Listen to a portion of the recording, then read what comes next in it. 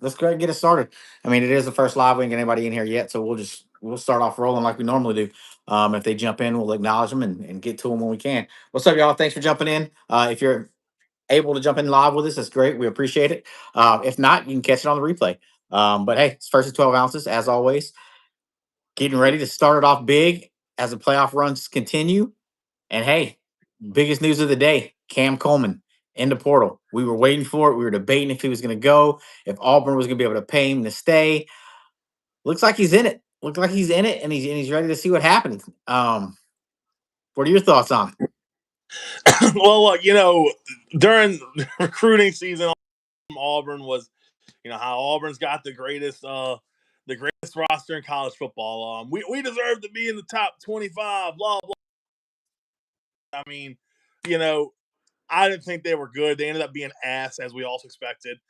And then there's a lot of chatter from Auburn fans and Auburn forums. Well, I sure hope Bama can cash all these checks that they're promising these kids. Well, here we are.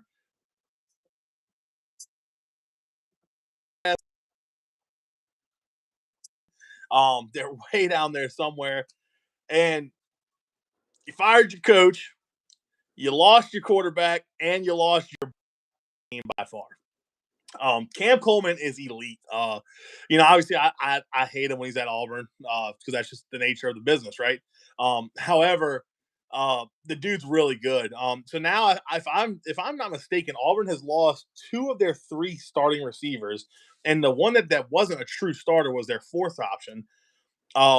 And they lost Ashton Daniels, their starting quarterback that started the last 3 games of the year after Jackson Arnold got benched or hurt or whatever happened to him. It's a tough Goalish. I mean, look, I actually like Alex Goalish. I've said it on here multiple times. I think Goalish is going to be a good coach, but man, it's tough. Auburn has 28 players in the portal now.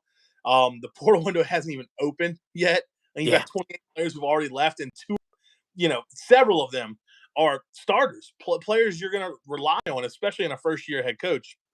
So, I mean, I feel for the guy. It's a tough draw. But look, we'll see what he does in the portal. But nonetheless, yeah, Cam Coleman's a big one, man. I think a lot of teams are going to throw a lot of money at him. I don't know where Bama's going to fall in that. Bama has Nix, former Auburn wide receivers coach, who actually coached and recruited Cam Coleman along with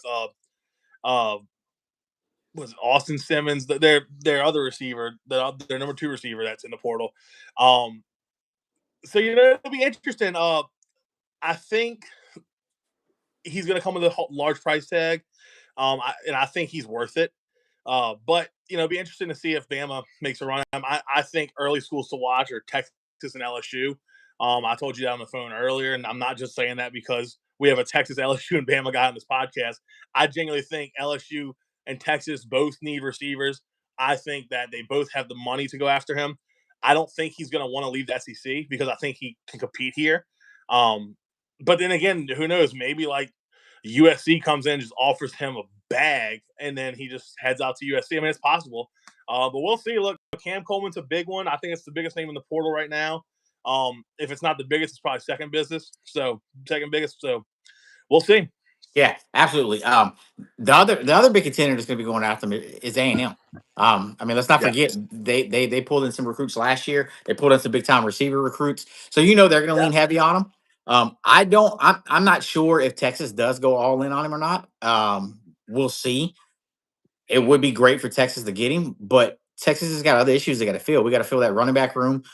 We got Ron Wingo, and then we got a lot of young guys that may actually, save it from everybody going into the portal. Maybe these young guys step up in this bowl game and they show something that, hey, you don't need to go out and pay for another big time name, coach. I'm right here, but we'll see when you got a big name like that in the portal with somebody that you're gonna look at no matter what.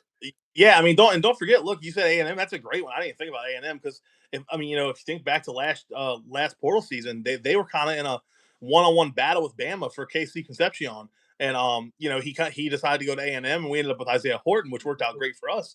But I mean, he went to A&M and balled. So A&M's probably going to take a run at him as well. I mean, that's 4 pretty big schools. I think are going to be throwing some pretty large price tags at him. So look, we'll see. We'll see who wins the bidding war. And hopefully, Bama gets them at a discount, maybe because of Knicks. We'll see.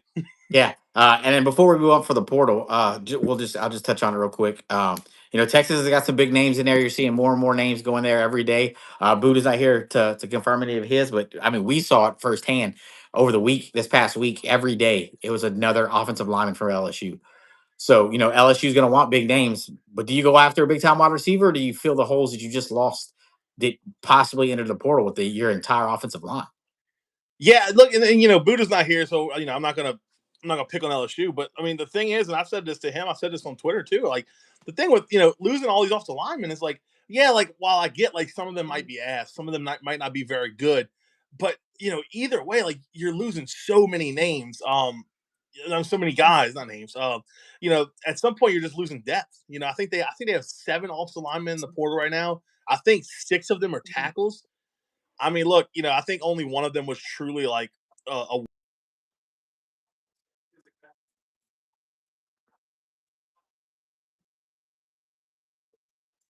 I think you're gonna have to pull in some guys from small schools just to fill the depth spots. And hopefully you get 5 good ones that you can roll with, and hope you don't have to go too far Yeah, down that depth chart. absolutely, absolutely. It's going to be interesting. Like you said, I mean, portal doesn't even open up till to the second. So when it opens up at the second, we'll see how it plays out. And like you said, also there's 1,300 players in it currently. More names are going to jump in there. As soon as the playoffs, kind of some of these playoff teams get dropped out, they're going to jump in there too, just to try to see what they're worth and if they can get onto another roster or just to get a Yeah, price tag to compete with their current team. It'll be interesting how it plays out. The other thing that we were going to touch on is bowl games. Bowl games as a whole. This is the non playoff games. These are the outside games that it's kind of been a thing on Twitter that we've been talking about. Off and on is do bowl games matter anymore? Should bowl games matter anymore? I'm an old school guy. I always loved the bowl games. They meant something back in the past. Now with player opt outs and transfers, you're not seeing those big names in there. But I mean, these games should still matter. Um, and it's not just me saying that because Texas is on the outside looking in. Bowl games have always been fun. I remember when Texas used to play yeah, in the Holiday Bowl and they played against Washington and Oregon. Those games were huge. They were fun games to watch. It's whenever Joey Harrington, before he had his Heisman campaign run, his junior year, they played against Texas and they beat him. It was it took that momentum on to make a Heisman run with him afterwards. So I mean, it's big games that you're gonna people are kind of not even watching anymore because the opt outs, and just people aren't buying in. I think the biggest buy-in for bowl games currently right now is the Pop Tart Bowl, and everybody loves it. Everybody loves it. We're all big fans of it, but it's like you also touched to and said the reason it is because they sell their product. They sell their bowl game probably better than anyone else currently. No one else is really doing that anymore. yeah. Um, so, what are your thoughts on the bowl games as a whole? Yeah, no, man. Look, I think the bowls have to. I think whoever's putting on has to fully buy into it. And the Pop Tart Bowl has done just that. Look, it's silly, it's fun, it's not serious at times, but yet while it's serious, I mean that was the best game so far of bowl season, if not one of the best for sure. So like I think if the brands bought into it more, I think it would make it feel a little more important. I think at the end of the day with college football nowadays, like you're always gonna have players opting out. You're always going to have players declare for the draft and not play. But there has to be we have to find some kind of middle ground as a sport. I think as to like, okay, how can we have these games not be so serious?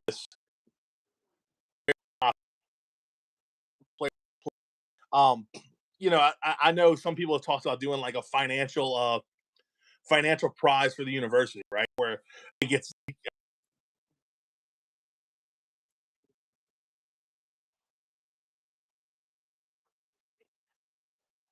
and it sounds crazy, but put it in the players' pockets. Yeah, It's crazy day and age. Like, is that crazy? I don't know what the solution is. But I know right now, as it stands, I mean, I get excited for the Pop Tart Bowl, and that's about it. I watched Bama play in the ReliaQuest Bowl last year and lose, and the whole time watching, I'm like, this is boring. This sucks. You know. yeah, But look, the Cheez It Bowl that you're playing, that's another one. They're over, which it's kind of working. But out of those two, I mean, there's just LSU played in the, I'm jumping the gun. We're going to talk LSU briefly. Yeah, I know, but you know, LSU played in the Kinder's Texas Bowl. Kinder's is the barbecue sauce. You could have done a lot of fun stuff with that. You could have made that really fun, and it was just a football game. It was yeah, simply a football game. It wasn't anything else. It was nothing more, nothing less. And you want me to just hop into that while we're talking about it? yeah. Go ahead, because I'm looking something up real quick. Go ahead. Yeah. So LSU plays Houston in the Kinder's Texas Bowl. Loses by scored a lot really all year, which I'm sure was exciting for LSU fans. Um, either way, I think LSU had like 7 starters out for the game. That's a big difference, obviously. Michael Van Buren put some really good tape out there. Whether he plays at LSU or somewhere else, I think he showed some stuff in that game that might earn him a job somewhere. LSU's defense is missing a lot of starters, so it's hard to gauge these games when it's like that. But either way, LSU loses, finishes season 7-6. I mean, they're turning the page at Baton Rouge. They're not worried about this game. In fact, Lane Kiffin only stayed for half the game. He said, "You know what? I've seen enough. I'm gonna go start prepping for my roster that I'm gonna build." I guess. Which, I mean, hey, doesn't really bother me. It bothers some people. I think it's interesting that he left, but I don't really, you know. Yeah, I think the main reason I think it's interesting. Buddha's not here to defend his take on it, but I'm sure he'll chime in on it later on after he reads it and watches the episode. But he was like, hey, maybe the reason that Harlem Berry only got a few carries is Lane said, hey, I seen enough. I don't want my player to get injured. I'm going to need him for next year. But he only had three carries Yeah, for I think like 40 something yards, and then he was benched for the rest of the game. But then Lane didn't even say to watch the rest of the game, so it's like. And I know Van Buren was saying, he was playing. He felt like he wanted to stay at LSU and he wanted to play it out and see how it worked out. But when your head coach doesn't even watch the rest of the game, it's. I don't know. I don't know how to read that. I don't know if it's a good thing. I don't know if it's a bad yeah. thing. Like part of me is like, oh, he should stay, but then the other part is like, does it really matter? He's watching a team that you know, a friend of mine who's a big LSU fan said probably 3 of the starters in that game are going to be starting next year, if that. So it's like, how much does he take away from it? I guess if you want to look back at it, hindsight's 2020, obviously, but if you want to look back at it now, maybe staying, maybe wearing an LSU shirt, maybe that juices the fans up a little bit. But at the end of the day, who really cares? You Yeah, know, I know he ain't worried about the fans think. I wouldn't be either. He's got to build his roster, and he has to deliver next year. So he yeah. can't he can't be concerned with what's happening with this year's team, in my opinion. Yeah. I get that as well. I get that as well. It'll be interesting how it plays out. It'll be interesting how they attack that portal too, because they got a lot of holes they got to fill all Yeah, over the place, all over the place. Um, let's talk the matchup before we get into the playoff games. We got Texas, Michigan. This is only the third time they meet. Texas is still undefeated versus Michigan. Crazy that they've only played 3 times. 2 big legendary programs and only 3 meetings. Texas winning the first 2. We'll see if they can pull away with a third one, and then a fourth one will come up in 2027 because they are already scheduled for that game. But hey. I mean, we're going to look at a completely different Texas team. There's a lot of opt outs. Our defense is going to be completely have a brand new look as far as secondary goes and linebackers go. You got Michael Taft is not playing, but he is in Orlando and he was there. It was confirmed today he was there actually helping out, checking out some of the younger guys, giving them advice, giving them pointers. So I thought that was cool. But Manny Muhammad's also missing. Jalen Gilbo's also out. Then we got DeAndre Moore on the offensive side that's out. We got LaFay out as a linebacker. We got Anthony Hill Jr. that's also out. So the defense is going to be the biggest part that's different. The biggest part, one of the biggest parts. We also have the running back room that's pretty much depleted too with Cedric Baxter not being there and Weisner was the shocking entry to the portal last week for us. Him not being there, so we'll see James Simon get some carries. We'll see Christian Clark, and then Michael Terry the third will be taking some reps at running back as well. Big promising superstar that's been on Texas's roster. We'll see him get some reps on what he can do. I think Texas still ends up pulling this one off. I think it's a lot closer than we anticipate, just because of the different look we're going to have. But hey, Sark's got plenty of time to have these guys ready, and anytime you give Sark time to prepare for a game, he always comes out with something awesome looking, and there's going to be some gimmicks in it as well. So I'm looking forward to it. It is going to be a different game. It's like we've touched on before, it's the second biggest game outside of the playoffs for the SEC. It's the biggest bowl game outside of the playoffs for the SEC. So and the Big 12, Big 10.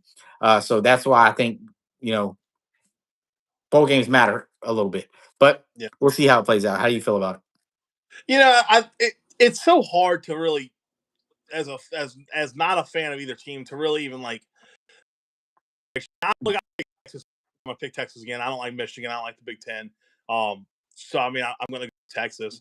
I think Texas has better players than Michigan.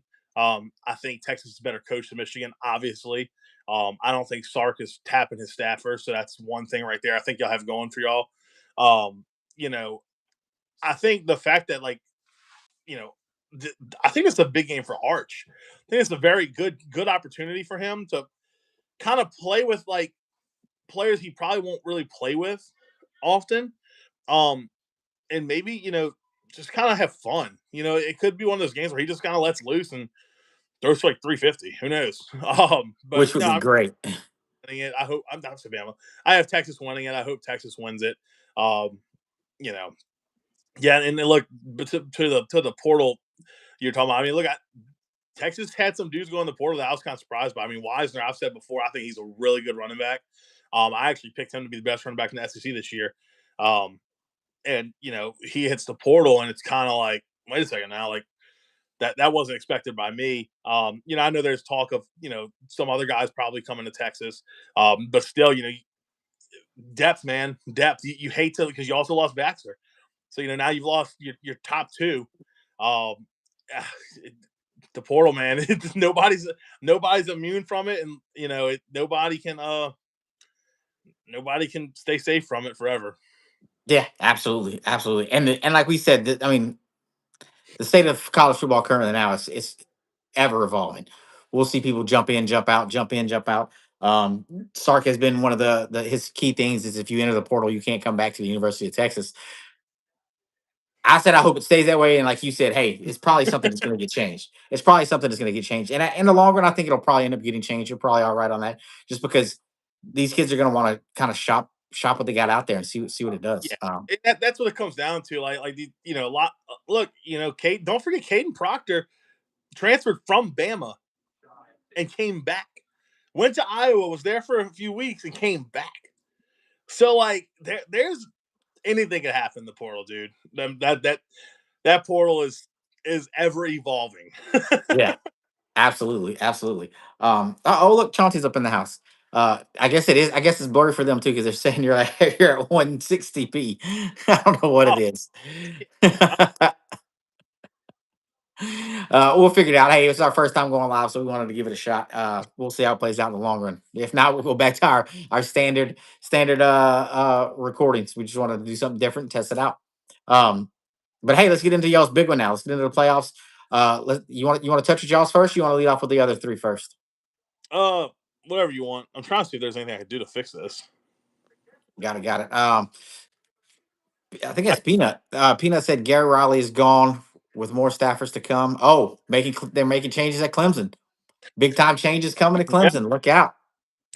that's a big one, man. Look, at Clemson, that was not going anywhere. They made that pretty clear. Davis made that pretty clear. So, I think at Clemson, if they start getting rid of it, look, I don't know who Garrett Riley is. However, I'm assuming it's a pretty big position coach that he wanted gone clearly. So that's good. That's where it starts. You got to start rolling some heads to make progress. Yeah, absolutely. Thanks for that comment too, Peanut. Just so that we know kind of what's going on while we're on here. I didn't. I'm assuming that probably happened more recently than not because this is the first time I heard of it. Let's touch on these other three before we get into to Bama IU because I know we're going to dig into that one deep. Um, Oregon, Texas Tech. Thanks. Shout out Chauncey for our stat grab that he gave us. I'm not sure if you have yours up, but I have mine up. Yeah, Man, these teams are a lot closer to statistically on paper than I think some people realize.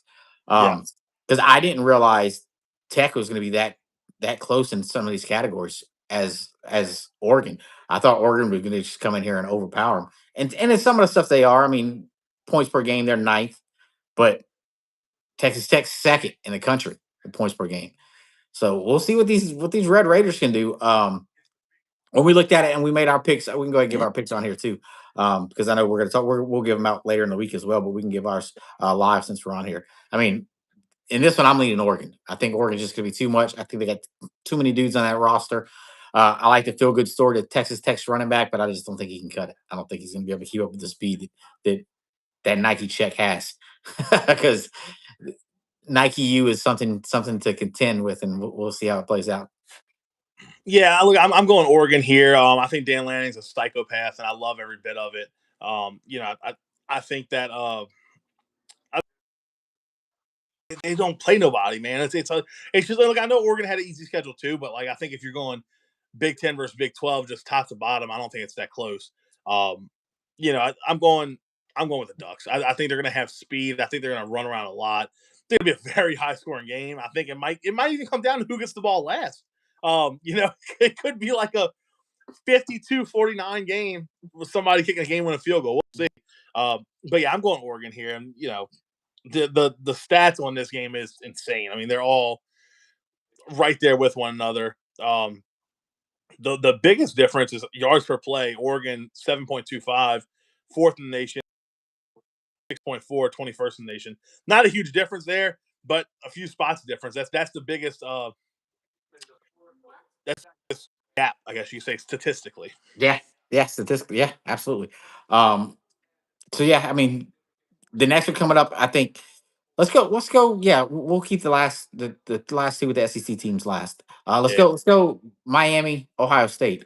Um, I think this is a good matchup because Miami's defense is elite, but it's facing an elite offense as well. So it's going to be, can they get pressure on saying, what does he do with the pressure in his face? Ruben Bain is a monster. He lived up to all the hype last week in College Station. I mean, the kid played lights out. To have 3 sacks, 5 tackles, 4 for a loss, and a blocked field goal is just a man child out there. Yeah. So Yeah. it'll be interesting to see how he lines up against this fairly good. I mean, one of the best offenses in the country, honestly. We'll see how it plays out. In this one, I'm going with the Buckeyes. I think Stan and that offense just finds a way to get it done in the end.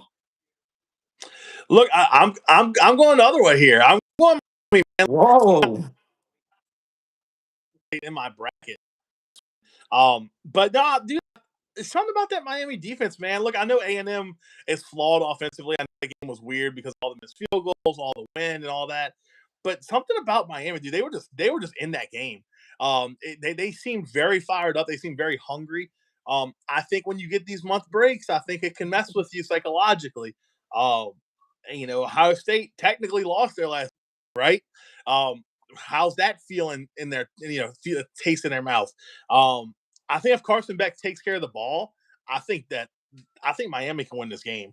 And that's my official pick. I'm going Miami to win this one. I think it's a very low scoring, very close game all the way down. And yeah, give me the Hurricanes, man.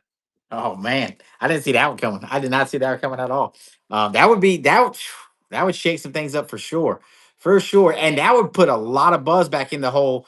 I mean, the criticism that the ACC took, if Miami goes in there and beats them, then you can't really criticize them anymore because guess what? They got put in there and they beat the number 2 team in the country.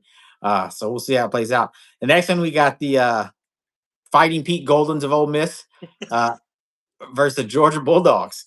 Um, I like the feel good story of Pete Golden taking over and trying to win some games and get Lane paid while he's in Baton Rouge.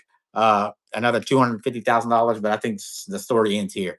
I think Kirby's just too powerful, too dominant. I know Chauncey did say this morning in our group chat that he's kind of shaking his head and kind of looking at Ole Miss a little bit on this one, but I just think Georgia's too much. I think they're gonna be able to dial up what they want on defense because Kirby is a mastermind when it comes to pressuring a quarterback and keeping them chasing the chasing the chains and playing catch up the entire time. I think that's what we have. What happens again in this game? It's going to be a big difference because Lane's not there to adjust. Lane's a good game time Yeah. corrections on the fly. He makes them great, but he's not there to do it. So we'll see how it plays out. But I think the Bulldogs walk away with this one. Yeah, I got Georgia winning this one. I don't think they blow them out. I think they win by 2 scores though, maybe three. I see this one being like a 38 to like, or even like a 31 to like 20 type game. I think Georgia's just too strong. I think they have too many dudes. And you mentioned Lane Kiffin not being there to kind of rein in Ole Miss's offense whenever they need to be. Kirby Smart's done it before. He's going to do it more times. Um, I think it's gonna. I think you're gonna see Georgia win this one fairly easily. Not a blowout, but fairly easily. Yeah, I think what happens is I think it's somewhat close to start off, and then I think Georgia's defense settles, and then it's just they just kind of walk away with it. And possibly it'll probably happen like it did to most teams that play Georgia this year. When Georgia gets up on you quick, you don't know where it came from. You're like, whoa, what happened? How are we Yeah, down? How are we down fucking 21 in 3 minutes of the game? It's like, seen yeah, that before. Seen that before. trust it. Yeah, same. Texas saw that before too. Um, let's get on your big one. Let's get on Indiana, Alabama. Man, this should be a good one. I said it this morning. I was like, man, paper wise, it looks like Indiana is just completely dominant stat wise over Bama. But then again, when you look at it, who has Indiana played outside of Ohio State? Absolutely no one. Um, Yeah, I mean, oh, go ahead. My but bad. no, you're good. Go ahead. You finish. This one is. I think it's close. I think Indiana's offense looks powerful. Bama's defense is good. I just don't know what kind of offense we're going to get out of Ty. He's kind of hit or miss. I think Indiana might be one of those teams that if they get up on you early, it's going to be hard to get that chase those points back down. But then again, y'all did it last week against arguably one of the best defenses in the country. So this one On the I'm on road. this one I'm on the fence. I'm on the fence for, and I think I go IU on this one, brother. Yeah, I mean, look, if you want it to be wrong, all you had to do is say, "I want to be wrong" on here. It's all it's fine. Here's my thing. I think Alabama is a very scary team right now. I think you go to Oklahoma, you go down 17 points, and then you just dominate for the next 3 quarters. The Georgia game, everyone looks to look at the SEC championship. Oh, well, they got blasted by Georgia. We talk about starters missing for everybody but Bama. Bama had 10 starters out for that game. Okay. That's a lot. That's a lot. So some of those, like, I think it was like 6 full-time starters, 4 rotational starters. So take that for what it's worth. Yeah. That's a lot of players. 3 on the O-line. That's a lot. That's a big deal. Nobody wants to talk about that. Nobody wants excuses. So hey, we won't harp on that. People forget what happened. Bama loses to Florida State back against the wall. Just run through the schedule. You drop one to OU. Don't forget you had the missed field goal in that game. Probably could have won that game. Nonetheless, you lose it. Cool. Back against the wall. You go to you win. You lose that SEC championship. You go to Oklahoma, first round of playoffs. Find a way to win. I think Alabama has players at almost every position than Indiana. I don't think Mendoza is all he's cracked out to be. I've said it all year. I don't think he's played a defense other than Ohio State that's even close to ours. And against Ohio State, quite frankly, he didn't play that great. Let's also not forget they had a couple miracle plays this year. The touchdown against Penn State to win that game. Outside of Oregon and Ohio State, they really haven't played anybody. In Ohio State, they kind of snuck away with that one, if we're being honest. We all saw that. Yeah. I think the key for Bama here is take care of the ball. I think we take care of the ball. If we win the turnover battle, I think we walk away with it. I think our defense is going to get after Mendoza. LT Overton has been out for several weeks. What this wasn't that. Who knows what it was? Hasn't been disclosed. Don't care. He's back. That was announced earlier this week in dramatic, cinematic fashion via his Instagram story, which is magical. I think you're going to see Bama get a lot of pressure on Mendoza. I know Indiana's got a really good O-line, everyone says, but look, until I see them against an SEC front seven, I don't care what you say about them. I really don't. Ohio State got pressure on them. I don't know what Oregon did. I didn't watch any of that game, but I think it's going to come down to taking care of the ball, getting pressure. And people, this is the first time Bama's been fully healthy since September. Every starter for Bama that started at the beginning of the season is healthy because of the few injuries we had season were right before the season. So those don't count as starters, in my opinion. I honestly have won this one. Like I said, I think we're bigger. I think we're stronger. I think we're faster. And I think we're better across the board. And I think you're going to see it. And look, if I'm Indiana, I know a lot of their talking heads are going around saying how like Alabama got news for you. Your time is over. Blah, blah. Look, I hear all that. We've heard that before. I've heard the dynasty's over a million times. Dynasty's been over, but guess what? Alabama is still the standard. Still the standard. I got Bama winning it. I think it's gonna be a great game. Cannot wait for it. Yeah, I think it's going to be a great game as well. It's just the way it plays out. We're going to have to see how it plays out with a bunch of these games. I'm looking forward to it. I think we got a good week of games heading into the weekend, and then we get down to the then we get down to the final four. We'll see how it plays out after that. I mean, it's getting down to the nitty gritty of who's gonna be in the end and who's gonna walk away with it. And there's still some big contenders left. I'm looking forward to it. I know you are. I know all the other guys are. But I think that's all I got for him. You got anything else? That's it, man. That's it. Roll Tide. Roll Tide. That's it. Yeah, absolutely, guys. Hey, thanks for jumping in. If y'all could, hey, it was our first live. Checked it out. See if we like it. See if we'll continue doing it, or we'll jump back to the regular ones. But we appreciate y'all jumping in, and we'll catch y'all next time. Hook 'em. Roll Tide.